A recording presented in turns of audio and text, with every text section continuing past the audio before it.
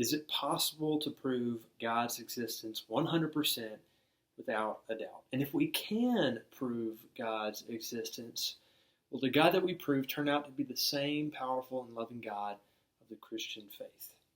This is a question that people have been contemplating for centuries, and this is a question that we think about this week as well. Throughout history, there have been many attempts to prove God's existence. Some might argue that seeing is believing. Others might say that knowledge is not always seen, but instead it is thought in the mind. The psalmist is clear about God's existence, saying in Psalm 53:1, "Fools say in their hearts, there is no God."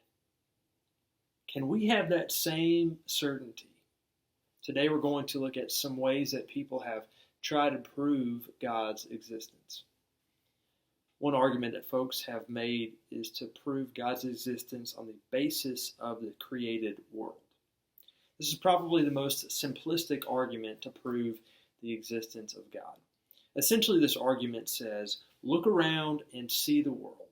This world must have been created by a divine being. Who else could have created the Smoky Mountains? Who else could have created the Grand Canyon? Who else could have created the expansive and vast waters of the ocean?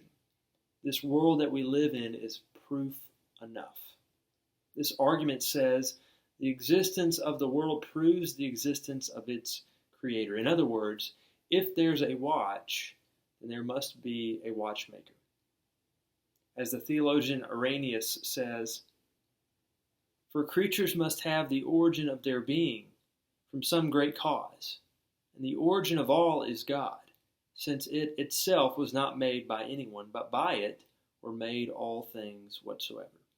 Therefore, first, one must believe that there is one God, the Father, who made and fashioned everything and brought being out of nothing, and while holding all things is alone beyond grasp, but in all things is included this world of ours, with man in it. So this world too was created by God." Many people bring up the complexity of our solar system, specifically the placement of planet Earth. We can think about the planet in relation to the sun. Any closer and we would burn up, any further away and we would freeze. So the Earth is in this perfect place to be able to sustain human life. The theologian Thomas Aquinas argued that there are 5 ways that we can prove that God exists. The first argument is we can sense there is a God on the basis of movement. Another word for movement is change. We can see how things change, and whatever is changing must be changed by something else. In other words, all that moves must be moved by a mover.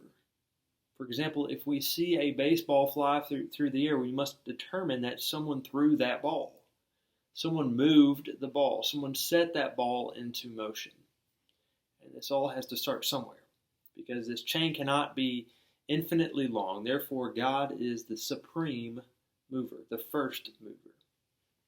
Second argument is we can sense that there is a God on the basis of the order of causes.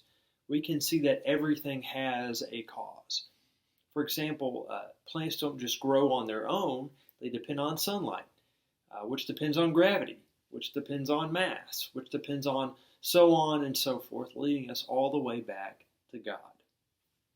The third argument, we can sense there is a God on the basis of the contingency of beings.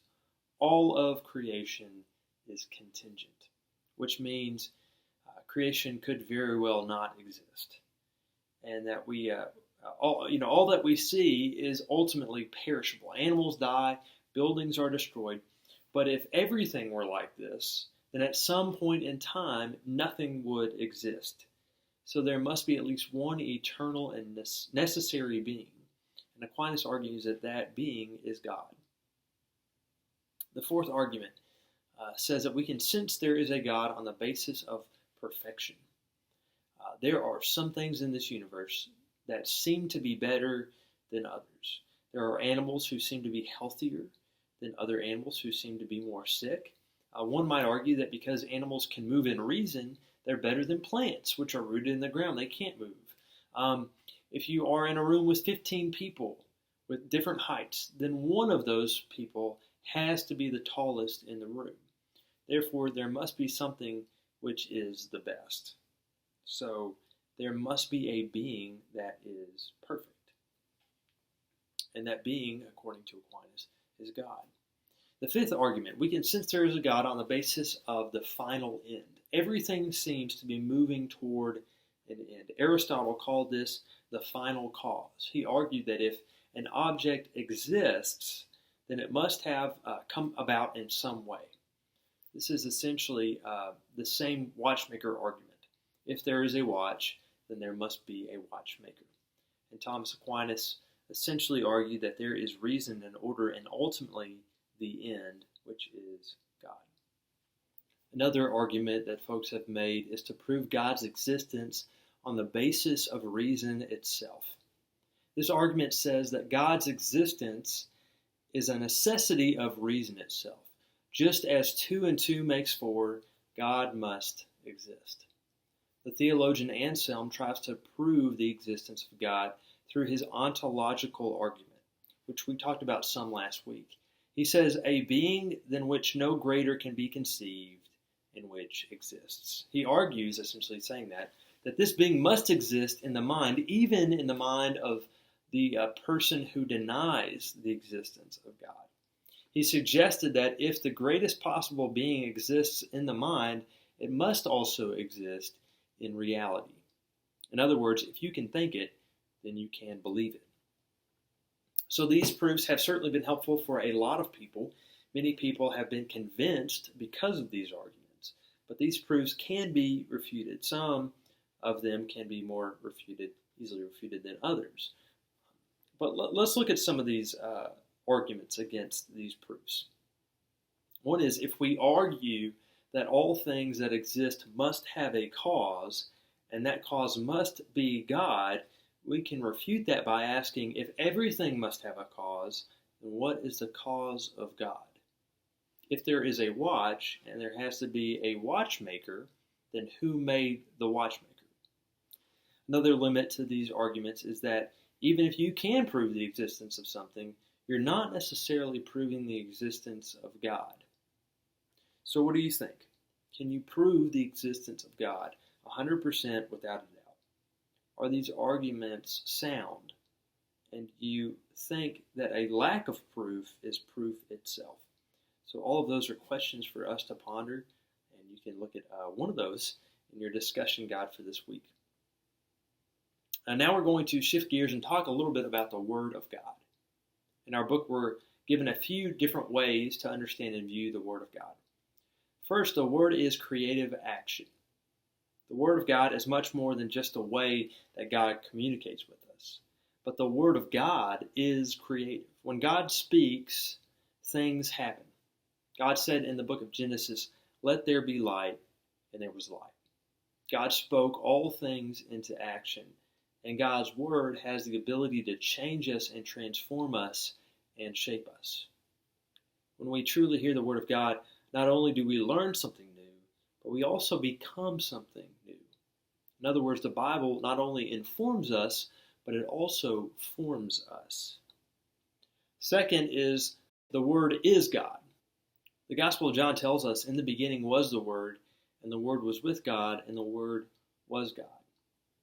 When we encounter the Word of God, we are actually encountering the living God.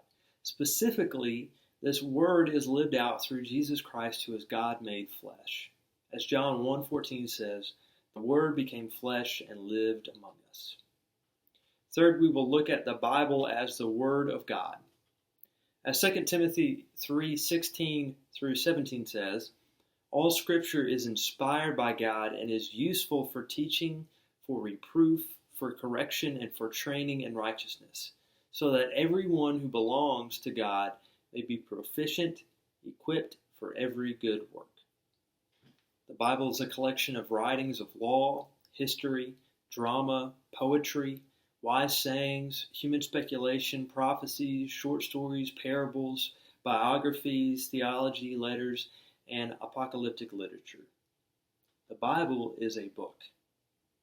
But the Bible is not God. Instead, the Bible is the Word of God, because it is an instrument that which God speaks to us and transforms us.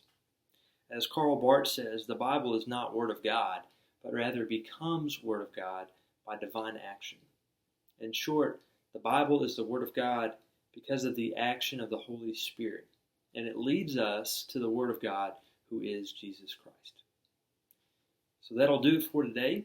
Be sure to keep up with your work on the online classroom. Thanks.